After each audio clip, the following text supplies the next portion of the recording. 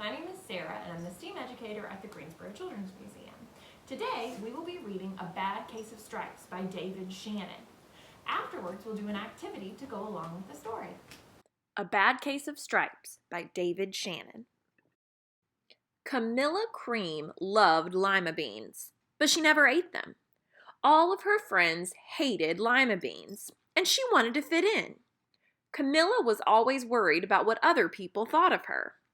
Today, she was fretting even more than usual. It was the first day of school, and she couldn't decide what to wear. There were so many people to impress. She tried on 42 outfits, but none seemed quite right. She put on a pretty red dress and looked in the mirror. Then she screamed. Her mother ran into the room, and she screamed too. "Oh, my heavens!" she cried. "You're completely covered with stripes." This was certainly true. Camilla was striped from head to toe. She looked like a rainbow. Mrs. Cream felt Camilla's forehead. "Do you feel all right?" she asked. "I feel fine," Camilla answered. "But just look at me." "You get back in bed this instant," her mother ordered. "You're not going to school today." Camilla was relieved. She didn't want to miss the first day of school, but she was afraid of what others would say, and she had no idea what to wear with those crazy stripes. That afternoon, Dr. Bumble came to examine Camilla. "Most extraordinary," he exclaimed. "I've never seen anything like it. Are you having any coughing, sneezing, runny nose, aches, pains, chills, hot flashes, dizziness, drowsiness, shortness of breath, or uncontrollable twitching?" "No," Camilla told him. "I feel fine."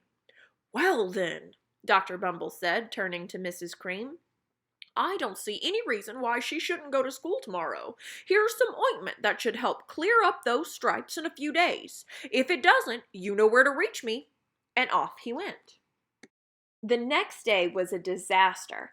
Everyone at school laughed at Camilla. They called her Camilla Crayon and Night of the Living Lollipop.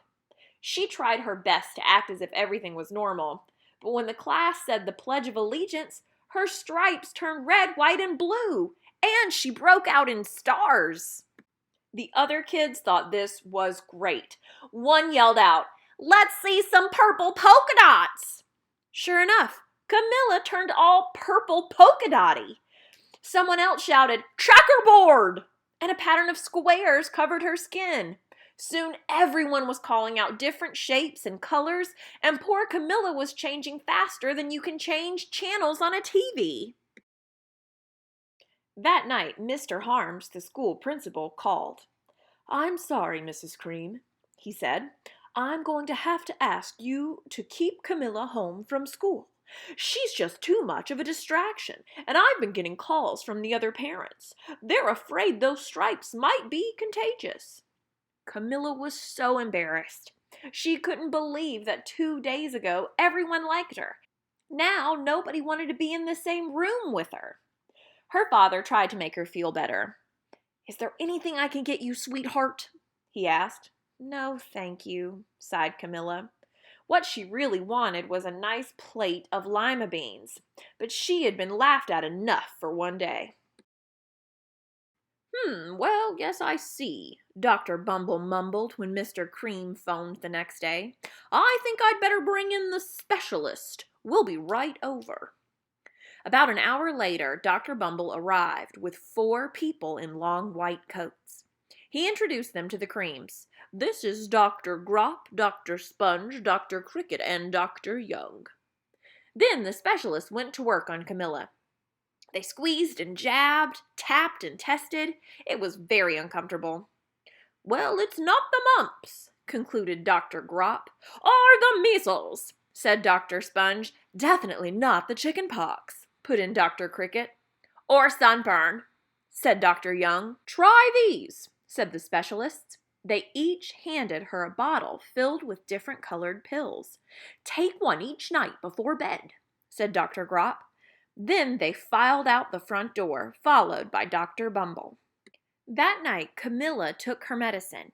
It was awful. When she woke up the next morning, she did feel different, But when she got dressed, her clothes didn't fit right. She looked in the mirror, and there, staring back at her, was a giant, multicolored pill with her face on it. Dr. Bumble rushed over as soon as Mrs. Cream called. But this time, instead of the specialists, he brought the experts. Dr. Gord and Mr. Mellon were the finest scientific minds in the land. Once again, Camilla was poked and prodded, looked at and listened to. The experts wrote down lots of numbers. Then they huddled together and whispered. Dr. Gord finally spoke. "It must be a virus," he announced with authority. Suddenly, fuzzy little virus balls appeared all over Camilla. "Or possibly some form of bacteria," said Mr. Mellon. Out popped squiggly little bacteria tails. "Or it could be a fungus," added Dr. Gord. Instantly, Camilla was covered with different colored fungus blotches. The experts looked at Camilla, then at each other. "We need to go over these numbers again back at the lab," Dr. Gord explained. "We'll call you when we know something." But the experts didn't have a clue, much less a cure. By now, the TV news had found out about Camilla. Reporters from every channel were outside her house, telling the story of the bizarre case of the incredible changing kid. Soon, a huge crowd was camped out on the front lawn. The Creams were swamped with all kinds of remedies from psychologists, allergists, herbalists, nutritionists, psychics, an old medicine man, a guru, and even a veterinarian. Each so-called cure only added to poor Camilla's strange appearance until it was hard to even recognize her. She sprouted roots and berries and crystals and feathers and a long furry tail, but nothing worked. One day, a woman who called herself an environmental therapist claimed she could cure Camilla. "Close your eyes," she said. "Breathe deeply and become one with your room." "I wish you hadn't said that," Camilla groaned. Slowly, she started to melt into the walls of her room. Her bed became her mouth, her nose was a dresser, and 2 paintings were her eyes. The therapist screamed and ran from the house. "What are we going to do?" cried Mrs. Cream. "It just keeps getting worse and worse." She began to sob. At that moment, Mr. Cream heard a quiet little knock at the front door. He opened it, and there stood an old woman who was just as plump and sweet as a strawberry. "Excuse me," she said brightly, "but I think I can help." She went into Camilla's room and looked around. "My goodness," she said with a shake of her head. "What we have here is a bad case of stripes, one of the worst I've ever seen." She pulled a container of small green beans from her bag. "Here," she said, "these might do the trick." "Are those magic beans?" asked Mrs. Cream. "Oh my, no," replied the kind old woman. "There's no such thing. There are just plain old lima beans. I'll bet you'd like some, wouldn't you?" she asked Camilla. Camilla wanted a big, heaping plate full of lima beans more than just about anything, but she was still afraid to admit it. "Yuck," she said. "No one likes lima beans, especially me." "Oh, dear," said the old woman sadly.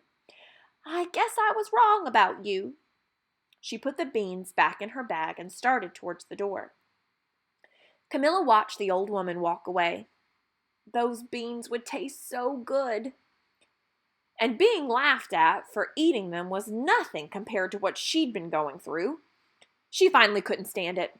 "Wait!" she cried. "The truth is, I really love lima beans." "I thought so," the old woman said with a smile. She took a handful of beans and popped them into Camilla's mouth. "Mmm," said Camilla. Suddenly, the branches, feathers, and squiggly tails began to disappear. Then the whole room swirled around. When it stopped, there stood Camilla, and everything was back to normal. "I'm cured!" she shouted. "Yes," said the old woman. "I knew the real you was in there somewhere." She patted Camilla on the head. Then she went outside and vanished into the crowd.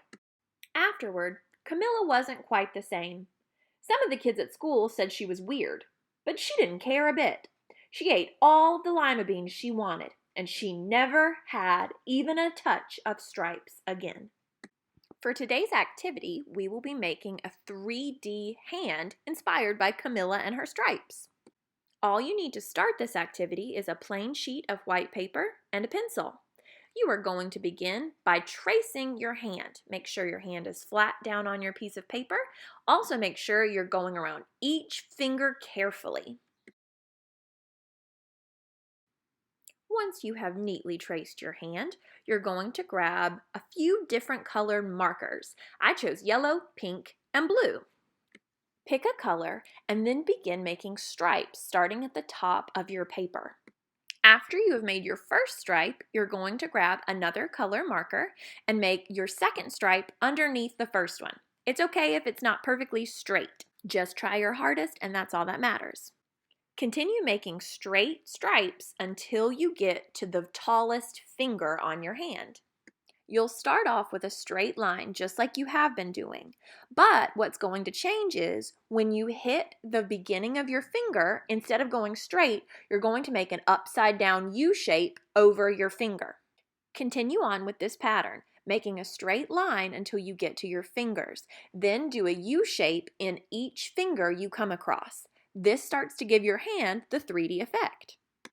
Once you get past most of your fingers, you're just going to make a big upside down U shape underneath where your fingers stop. Continue to trace your hand this way all the way to the bottom of your paper or just the bottom of your traced hand. Once you have reached the bottom of your paper or the bottom of your traced hand, you have completed your piece of art. Now it's your turn to give it a try. You can use any color marker that you want. You can use big stripes or little stripes. You could even try color pencils or crayons.